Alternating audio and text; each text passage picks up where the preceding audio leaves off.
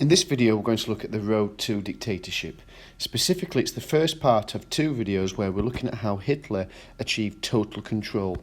In this video, however, we're going to look at this time frame between January 1933 to July 1933. So let's have a look at the situation by January 1933. Hitler had become increasingly powerful after the Great Depression, which was triggered by the Wall Street crash in 1929. And by January 1933, the Nazis had become the largest party in the German Reichstag. And as a result of that, President Hindenburg had to award Hitler the position of Chancellor. Now, Chancellor is a little bit like the Prime Minister of Britain. This was he was like the second most powerful person in Germany. However, it must be said that his power was limited. Hitler wanted to achieve total power. However, by this period of time in January 1933, in order to get a law passed, he had to go to the German Reichstag, which was the German parliament. And this is when the Nazis would have to propose a law and the parliament would vote. This was a problem for Hitler because he didn't have an overall majority needed to get the laws passed. Another problem is that President Hindenburg was more powerful than him. So by January 1933, it needs to be said that even though Hitler had achieved the power of being Chancellor, President Hindenburg was still more powerful than him, and Hitler still had to get laws passed through the German Reichstag. The following event is crucial in explaining how Hitler was able to achieve his aims of becoming dictator of Germany. So, in February of 1933, there was the Reichstag fire. Now, remember, the Reichstag fire was the German parliament, and inside of the parliament was Marinus van der Lubbe, who was a Dutch communist. Now, there's lots of controversy around who actually set the Reichstag on fire. Some people say that it was the Nazis that set it on fire and set up this communist. Others actually think that it was Marinus van der Lubbe. Nevertheless, Hitler was able to use this event to his advantage. So let's have a look at how the Reichstag fire actually benefited Hitler. It needs to be said that Hitler actually seized this opportunity, and he proclaimed that this was a sign of a communist uprising. He said that this was a sign that the communists wanted to launch a violent putsch known as a coup, in which they wanted to overtake the German government.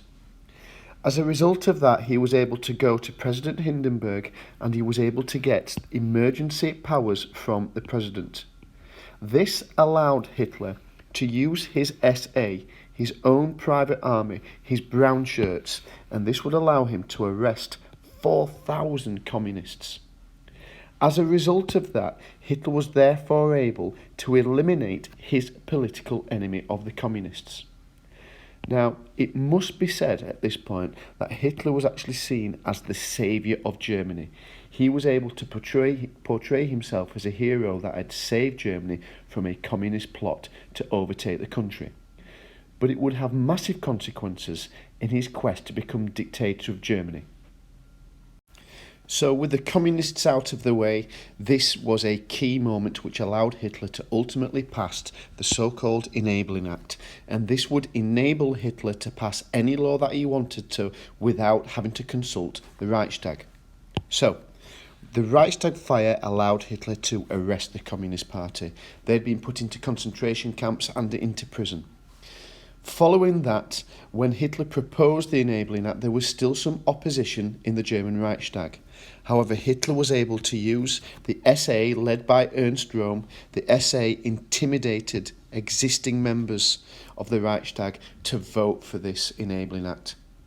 As a result of this, Hitler was able to achieve the two-thirds of the vote that was needed in the Reichstag, and in March 1933 the Enabling Act was passed, therefore doing away with having to get a law passed through the Reichstag and ultimately becoming the dictator of Germany. Now, obviously, Hitler was very happy with proceedings and he'd been able to do away with the Reichstag and become the dictator of Germany. But he still wasn't overwhelmed because he knew he had internal threats from the SA and Ernst Röhm. Nevertheless, let's see at one of the first laws that he passed to preserve his power. So by July 1933, Hitler made a crucial move.